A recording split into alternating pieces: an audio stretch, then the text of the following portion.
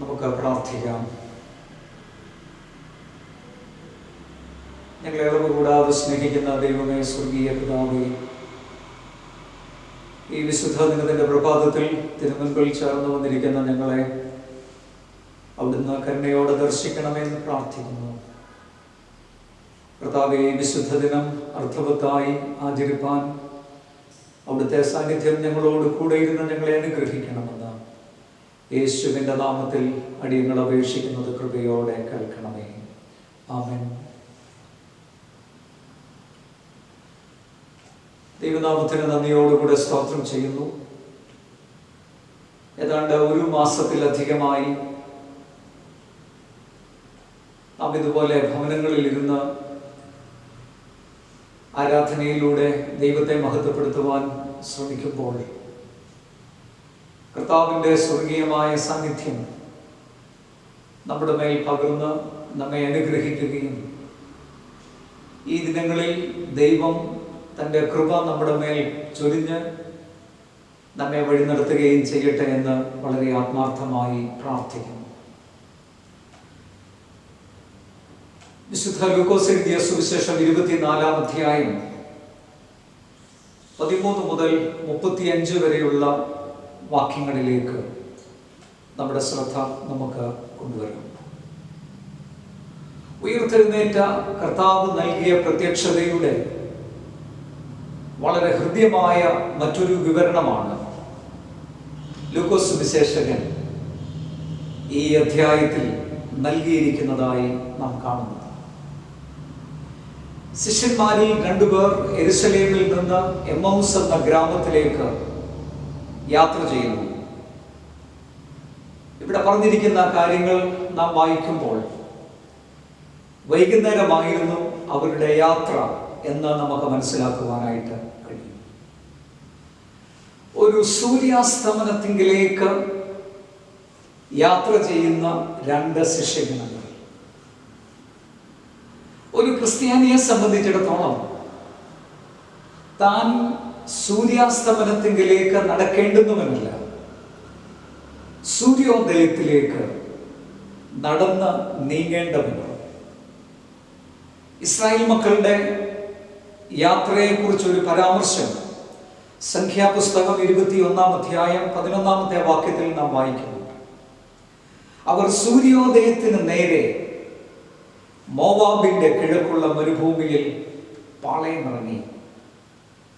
സൂര്യോദയത്തിന് നേരെ. ഒരു ക്രിസ്ത്യാനിയുടെ യാത്രാ സന്ധ്യായാമങ്ങളിലേക്ക്, രാത്രിയിലേക്ക് ആകരുത്, പൊട്ടിവിടരുന്ന പ്രഭാതത്തിലേക്ക് ആയിരിക്കണം.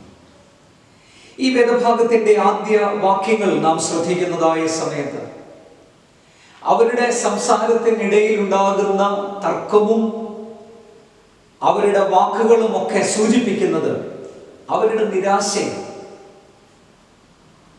കർത്താവായ യേശുക്രിസ്തു ഉയർത്തെഴുന്നേറ്റു. എന്നാലും ക്രിസ്തു ശിഷ്യന്മാർ ഇപ്പോഴും കർത്താവിന്റെ മരണം അവരിൽ ഉളവാക്കിയ കൈപ്പേറിയ നിരാശയിലായിരുന്നു. അതുകൊണ്ട് എമ്മൗസിലേക്കുള്ള ഈ യാത്ര തെറ്റായ ദിശയിലേക്കുള്ള ഒരു യാത്രയായിരുന്നു എന്നുള്ളത് മാത്രമല്ല, പിന്മാറ്റത്തിലേക്കുള്ള യാത്രയും ആയിരുന്നു. 15-ാമത്തെ വാക്യത്തിൽ യേശു താനും അടുത്തു ചെന്ന് അവരോട് ചേർന്ന് നടന്നു. ചേർന്ന് നടക്കുന്ന ഒരു ദൈവം അവരുടെ നിരാശയിലും അവരുടെ പിന്മാറ്റത്തിലും അവരെ കൈവിട്ടില്ല. കർത്താവ് അവരെ റൈറ്റ് ഓഫ് ചെയ്തില്ല. അവരുടെ കൂടെ ചെന്ന് അവരോടൊപ്പം നടന്നു.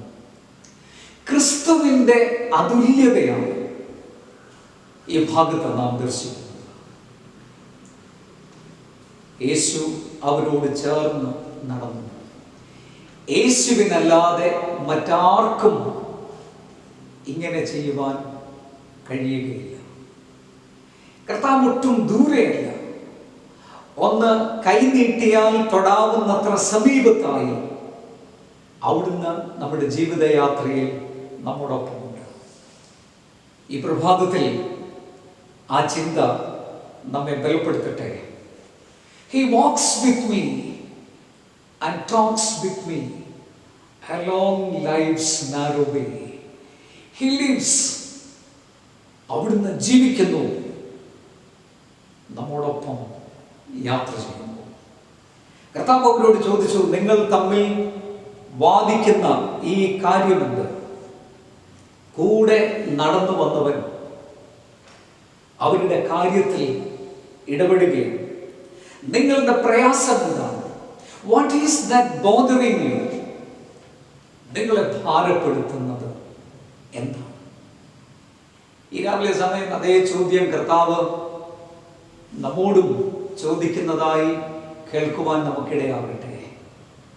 നിങ്ങളെ ഭാരപ്പെടുത്തുന്നത്, പ്രയാസപ്പെടുത്തുന്നതായ വസ്തുത എന്താണ്? കർത്താവായ യേശുക്രിസ്തുവിന്റെ ഇടപെടലുകളിലെല്ലാം ഈ ചോദ്യം നമുക്ക് കാണാനായിട്ട് കഴിയും. 38 വർഷക്കാലം കുളക്കരയിലായിരുന്ന ആ മനുഷ്യന്റെ സമീപത്ത് ചെന്ന് നിന്നുകൊണ്ട് ക്രിസ്തു ചോദിക്കുന്നത്, സൗഖ്യമാകുവാൻ നിനക്ക് മനസ്സുണ്ടോ? ഭർത്തിമായെ തന്റെ അടുക്കലേക്ക് വിളിച്ച യേശു അവനോട് ചോദിച്ചത്, ഞാൻ നിനക്ക് എന്ത് ചെയ്തു തരണം എന്നാണ്. തുടർന്നുള്ള വാക്യങ്ങളിൽ നാം കാണുന്നത്, ഈ ശിഷ്യന്മാർ കർത്താവിനോട് യെരുശലേമിൽ സംഭവിച്ചതിനെ കുറിച്ചും അവർക്കുണ്ടായ ഭാരത്തെ കുറിച്ചുമൊക്കെയാണ്. അവരുടെ വാക്കുകൾ നാം ഈ ഭാഗത്ത് ശ്രദ്ധിക്കുന്നതായ സമയത്ത് അതെല്ലാം പാസ്റ്റ് ടെൻസിലാണ് അവർ യേശുവിനോട് പറയുന്നത്. ക്രിസ്തു ശക്തിയുള്ള ഒരു പ്രവാചകനായിരുന്നു.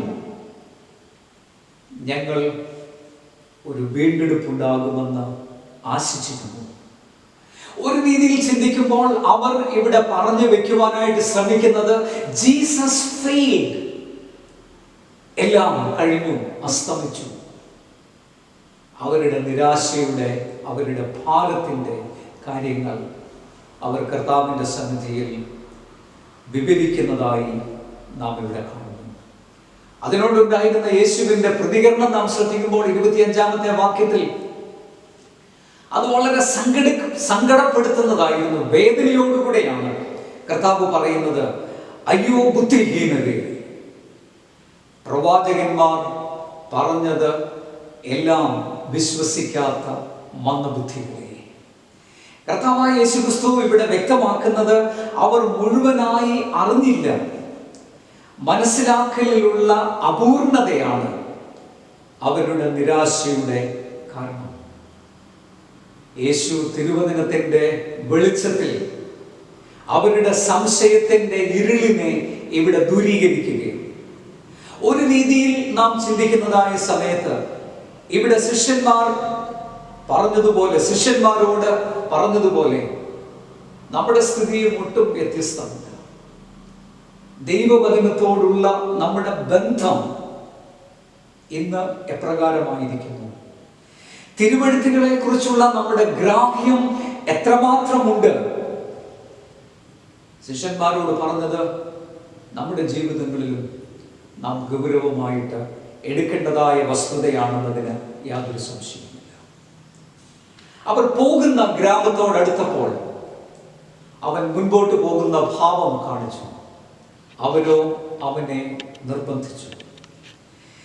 ദൈവം മനുഷ്യന് നൽകിയിരിക്കുന്ന വലിയൊരു കാര്യമാണ് ഫ്രീ വിൽ എന്നത്. ക്രിസ്തുവിനെ നമ്മുടെ ജീവിതത്തിലേക്ക് ക്ഷണിക്കുന്നതിനും പ്രവേശിപ്പിക്കുന്നതിനും അല്ല, അവിടുന്ന് നമ്മെ മറികടന്ന് പോകുവാൻ സമ്മതിക്കുന്നതിനും നമുക്ക് കഴിയും. അതിനുള്ള സ്വാതന്ത്ര്യം ദൈവം നമുക്ക് നൽകിയിട്ടുണ്ട്. അവർ നിർബന്ധിച്ചപ്പോൾ യേശു അവരോട് കൂടെ ഭവനത്തിലേക്ക് പ്രവേശിച്ചു. ആ രാത്രിയിൽ ഭക്ഷണത്തിൽ ഇരുന്നപ്പോൾ അവിടുത്തെ ഗൃഹനാഥനല്ല, ഹെഡ് ഓഫ് ദ ഫാമിലി സ്ഥാനത്തിരുന്നതും അപ്പം എടുത്ത് നുറുക്കിയതും അതിഥിയായി പ്രവേശിച്ച യേശു. പ്രോട്ടോകോളിന്റെ എല്ലാ മര്യാദകളെയും ലംഘിക്കുന്ന ആതിഥേയനായി വർത്തിക്കുന്ന ക്രിസ്തുവിനെയാണ് ഇവിടെ നമുക്ക് ദർശിക്കുവാനായിട്ട് സാധിക്കുന്നത്. യേശു ഒരിടത്ത് പ്രവേശിച്ചാൽ പിന്നെ അവൻ അവിടുത്തെ നാഥനാണ്. യേശു അപ്പമെടുത്ത് അനുഗ്രഹിച്ച് നുറുക്കി അവർക്ക് കൊടുത്തു. ഉടനെ അവരുടെ കണ്ണു തുറന്നു. അവർ യേശുവിനെ അറിഞ്ഞു. ഇതിനു മുമ്പ് പല പ്രാവശ്യം കർത്താവായ യേശു ക്രിസ്തു അപ്പം എടുത്ത് അനുഗ്രഹിച്ച് നുറുക്കുന്നത് അവർ കണ്ടിട്ടുള്ളത്. അതുപോലെ അപ്പം എടുത്ത് കർത്താവ് തന്റെ കരങ്ങൾ ഉയർത്തിപ്പിടിച്ചപ്പോൾ യേശുവിൻ്റെ കൈകളിൽ അവർ ദർശിച്ചതായ ആണിപ്പഴുതുകൾ, അവരുടെ കണ്ണു തുറന്നു. അവർ യേശുവിനെ അറിഞ്ഞു. അവസാനമായി ഒരു കാര്യം കൂടി ഈ വേദഭാഗത്ത് പറയുന്നു. ഉയർത്തെഴുന്നേറ്റ കർത്താവിന്റെ ദർശനം അവർക്കുണ്ടായപ്പോൾ ഒരു പുതിയ പ്രത്യാശ, ഒരു പുതിയ ധൈര്യം, അവരുടെ ജീവിതത്തിന് ഒരു പുതിയ അർത്ഥം കൈവരുന്നതായി നാം കാണുന്നു.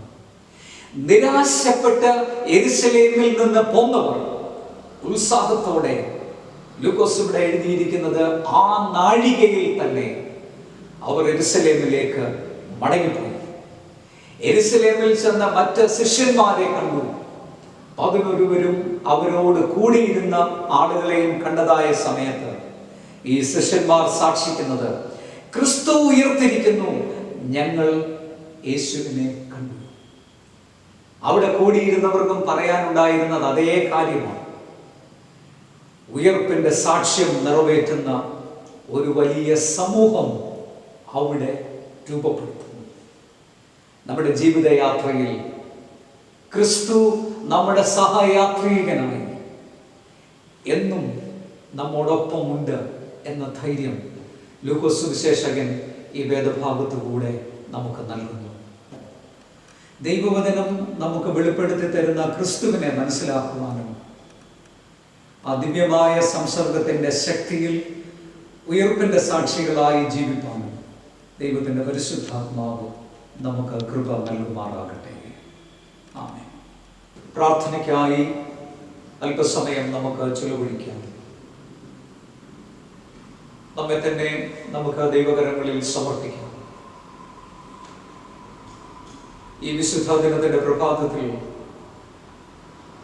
കർത്താവിന്റെ സന്നിധിയിൽ ഒരുമിച്ച് അടുത്തു വരുവാൻ, ദേവാലയത്തിൽ ഒന്നിച്ച് കൂടി വരുവാൻ നമുക്ക് ഈ നാളുകളിൽ കഴിയുന്നില്ലെങ്കിൽ ആയിരിക്കുന്ന ഇടങ്ങളിൽ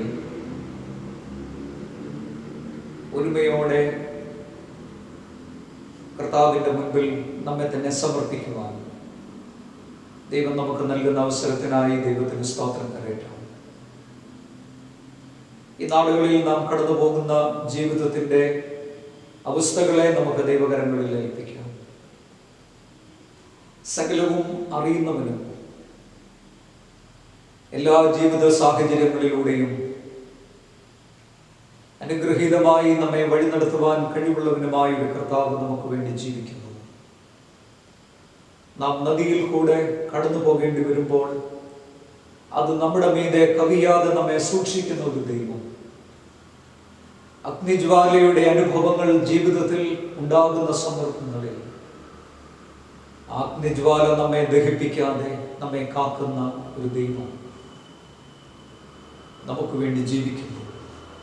ആ ദൈവകരങ്ങളിൽ നമുക്ക് നമ്മെ തന്നെ സമർപ്പിക്കണം. ഈ മഹാവ്യാധിയുടെ പ്രയാസത്തിൽ ലോകമെങ്ങും ദുഃഖത്തിലായിരിക്കുന്ന എല്ലാവരെയും നമുക്ക് ഓർത്ത് പ്രാർത്ഥിക്കാം. ലക്ഷങ്ങൾ മരണപ്പെട്ടുകൊണ്ടിരിക്കുന്നു. ആയിരങ്ങൾ ദിനം പ്രതി രോഗത്തിന് അടിമകളാകുന്നു. ഈ അവസ്ഥയ്ക്ക് ഒരു മാറ്റം വരുവാൻ ദൈവമേ, അവിടുത്തെ സർവശക്തിയുള്ള കരങ്ങൾ ഈ ലോകത്തിന്മേൽ അവിടുന്ന് നീട്ടണമെന്ന് നമുക്ക് പ്രാർത്ഥിക്കാം. നമ്മെ എല്ലാവരെയും നമുക്ക് ദൈവത്തിന്റെ കരങ്ങളിൽ ഏൽപ്പിക്കാം. നമ്മുടെ ഇടവകയിലുള്ള ഓരോ വ്യക്തികൾക്ക് വേണ്ടിയും പ്രാർത്ഥിക്കാം. നമ്മിൽ നിന്ന് ദൂരെ പാർക്കുന്ന നമ്മുടെ പ്രിയപ്പെട്ടവരെ ഓർത്ത് പ്രാർത്ഥിക്കാം. കേരളത്തിന് പുറത്തും ഇന്ത്യക്ക് വെളിയിലുമായി വിദേശ രാജ്യങ്ങളിൽ ഒക്കെ പാർക്കുന്നവരെ ഓർക്കാം.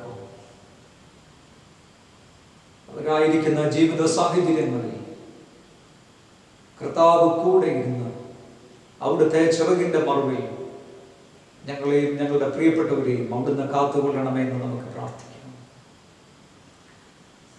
ആരോഗ്യ ശുശ്രൂഷ രംഗത്ത് പ്രവർത്തിക്കുന്ന എല്ലാവർക്കായും നമുക്ക് യാചിക്കാം.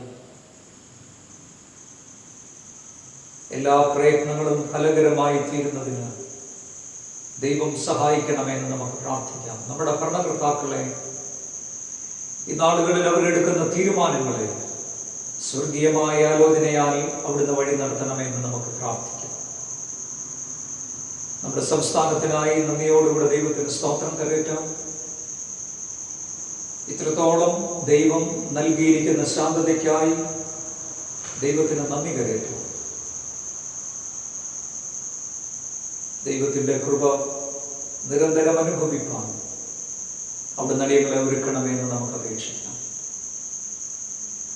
നമ്മുടെ ഇടവകയിലെ എല്ലാ വ്യക്തികളെയും കുടുംബങ്ങളെയും ദൈവകരങ്ങളിൽ സ്തോത്രത്തോടുകൂടെ സമർപ്പിച്ചുകൊണ്ട് അവരുടെ ആവശ്യങ്ങളെ ദൈവസന്നിധിയിൽ ഓർത്തുകൊണ്ട് ഒരു നിമിഷം നമുക്ക് മൗനമായിട്ട് പ്രാർത്ഥിക്കാം.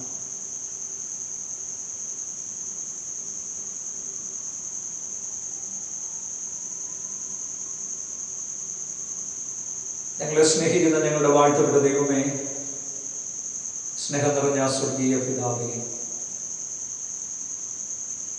ഈ വിശുദ്ധ ദിനത്തിന്റെ പ്രഭാതത്തിൽ ഞങ്ങൾ അവിടുത്തെ കൃപയ്ക്കായി യാചിച്ചുകൊണ്ട് തിരുമുൻപിൽ അടുത്തു വരുന്നു. അവിടുന്ന് ഞങ്ങളെ ഒരു നാളും കൈവിടാത്ത ദൈവമാകിയാൽ സ്തോത്രം. അവിടുന്ന് ഞങ്ങളോട് കനിയണമേ കർത്താവേ. ഈ വലിയ വിപത്തിൽ ഈ നാളുകളിൽ അടിയങ്ങൾ കടന്നു പോകുമ്പോൾ, ലോകമാസങ്ങളും ഈ വലിയ പ്രയാസത്തിലൂടെ മുൻപോട്ട് പോകുമ്പോൾ അവിടുത്തെ കരുണ അവിടുന്ന് ചൊരിയണമെന്ന് പ്രാർത്ഥിക്കുന്നു. ഞങ്ങളുടെ രാജ്യത്തെ അവിടുത്തെ കരങ്ങളിൽ ഏൽപ്പിക്കുന്ന എല്ലാ സംസ്ഥാനങ്ങൾക്ക് വേണ്ടിയും അടിയങ്ങൾ പ്രാർത്ഥിക്കുന്നു. ഇതിന്റെ നിയന്ത്രണത്തിനായുള്ള എല്ലാ പ്രയത്നങ്ങളുടെ മേലും അവിടുത്തെ സ്വർഗീയ അനുഗ്രഹത്തെ അവിടുന്ന് പകരണമേ. ഞങ്ങളുടെ ഓരോ ഇടവകാംഗങ്ങളെയും ദൈവകരങ്ങളിൽ ഏൽപ്പിക്കുന്നു. കർത്താവേ, വിവിധ ഇടങ്ങളിലൊക്കെ ആയിരിക്കുന്നവരെ ഓർത്ത് ഞങ്ങൾ പ്രാർത്ഥിക്കുന്നു. കർത്താവിൻ്റെ കൃപയിൽ നിന്റെ മക്കളെ സൂക്ഷിക്കണം. ദൈവിക പരിപാലനത്തിനുള്ള ഭദ്രതയിൽ പൂർണ്ണമായി ആശ്രയിച്ചുകൊണ്ട് ഈ നാളുകളിൽ ജീവിക്കാം ഞങ്ങൾക്ക് അവിടുന്ന് ഇടയാക്കണമെന്ന് പ്രാർത്ഥിക്കുന്നു. ഞങ്ങൾ ധ്യാനിച്ച അവിടുത്തെ വചനത്തിനായും സ്തോത്രം. ഞങ്ങളെ ഒരിക്കലും കൈവിടാതെ, ഞങ്ങളെ എഴുതി തള്ളാതെ, ഞങ്ങളുടെ ബലഹീനതകൾ ഞങ്ങളോട് ക്ഷമിക്കുന്നതിനും ഞങ്ങളുടെ പിന്മാറ്റത്തിൽ നിന്ന് ഞങ്ങളെ യഥാസ്ഥാനപ്പെടുത്തുവാൻ ഞങ്ങൾക്ക് കൃപ നൽകുന്നവനുമായ ദൈവം അവിടുന്ന് ആകിയാൽ സ്തോത്രം. ഉയർപ്പിന്റെ സാക്ഷികളായി, ഉയർപ്പിന്റെ ആ ധൈര്യത്തിൽ, പുനരുത്ഥാനത്തിന്റെ ശക്തിയാൽ നിറയപ്പെട്ടവരായി ജീവിക്കാം ഞങ്ങളെല്ലാം അവിടുന്ന് ഇടയാക്കണമെന്ന് പ്രാർത്ഥിക്കുന്നു. തിരുക്കൃപ ഞങ്ങളോട് കൂടെ ഇരിക്കണം. യേശുവിൻ്റെ നാമത്തിൽ അടിയങ്ങളുടെ പ്രാർത്ഥന കേൾക്കണമേ. ആമേൻ.